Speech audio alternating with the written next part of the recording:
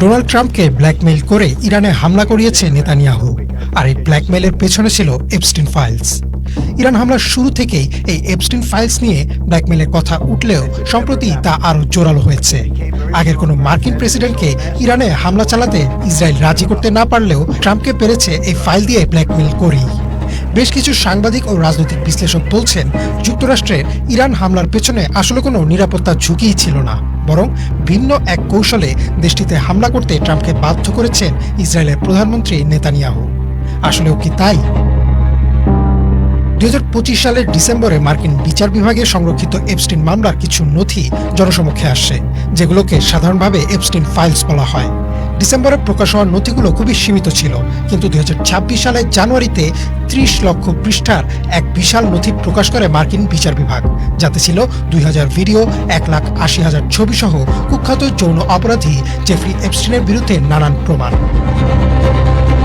নথিগুলোর সামনে আসতেই স্তব্ধ হয়ে যায় বিশ্ব, কারণ এতে ছিল বিশ্বের বিভিন্ন প্রভাবশালী ব্যক্তির নাম এবং তাদের সঙ্গে সংশ্লিষ্ট বিতর্কিত ঘটনার প্রমাণাদি। বিশ্লেষকদের একাংশের মতে এই তথ্য সামনে আসার সময়কালও গুরুত্বপূর্ণ, কারণ তখনই মার্কিন রাজনীতিতে আলোচনায় উঠে আসে প্রেসিডেন্ট ডোনাল্ড ট্রাম্পের নাম এবং তার সঙ্গে এপস্টিনের অতীত সম্পর্ক নিয়ে প্রশ্ন। শুধু তাই না, অভিযোগ ওঠে এপস্টিনের দ্বীপে বিভিন্ন গোপন অনুষ্ঠানে দেখা গেছে ট্রাম্পকে।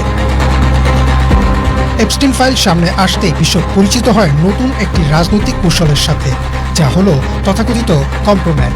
সহজ ভাষায় বলতে গেলে কম্প্রোম্যাট হলো এমন একটি কৌশল যেখানে একজন প্রভাবশালী রাজনীতিবিদের গোপন তথ্য ব্যবহার করে ব্ল্যাকমেইল করা এবং নিজের রাজনৈতিক ফয়দা নিশ্চিত করা। অভিযোগ রয়েছে এপস্টিনের ব্যক্তিগত নেটওয়ার্ক এবং তার ম্যানহেটন বাসভবনে গোপন নজরদারি ব্যবস্থার মাধ্যমে প্রভাবশালী ব্যক্তিদের ব্যক্তিগত মুহূর্ত ধারণ করা হতো, যার মধ্যে ছিলেন ডোনাল্ড ট্রাম্প। কিছু বিশ্লেষকদের দাবি, এসব তথ্য পরবর্তীতে রাজনৈতিক বা কূটনৈতিক প্রভাব বিস্তারে হাতিয়ার হিসেবে ব্যবহার করা হতে পারে। কেউ কেউ ধারণা করছেন এই নেটওয়ার্কের সঙ্গে ইসরায়েলের গোয়েন্দা সংস্থা মোসাদের সম্ভাব্য যোগাযোগ থাকতে পারে। এমনকি জেফরি এপস্টিন নিজেও ইসরায়েলের গোয়েন্দা সংস্থার একজন সদস্য হতে পারেন। যদিও এসব দাবির বিপরীতে এখনও কোনো নিশ্চিত প্রমাণ প্রকাশ্যে আসেনি। তবে এখানে আরেকটি আলোচিত নাম হলো ইসরায়েলের সাবেক প্রধানমন্ত্রী ইহুদ বারাক, যার সঙ্গে এপস্টিনের ব্যক্তিগত যোগাযোগ নিয়ে বিভিন্ন আন্তর্জাতিক গণমাধ্যমে প্রতিবেদন প্রকাশিত হয়েছিল। এমন প্রেক্ষাপটে প্রশ্ন উঠেছে, ইরানে মার্কিন হামলা কি কেবল ভূরাজনৈতিক বাস্তবতার ফল, নাকি এর পেছনে রয়েছে আরও জটিল রাজনৈতিক হিসাব?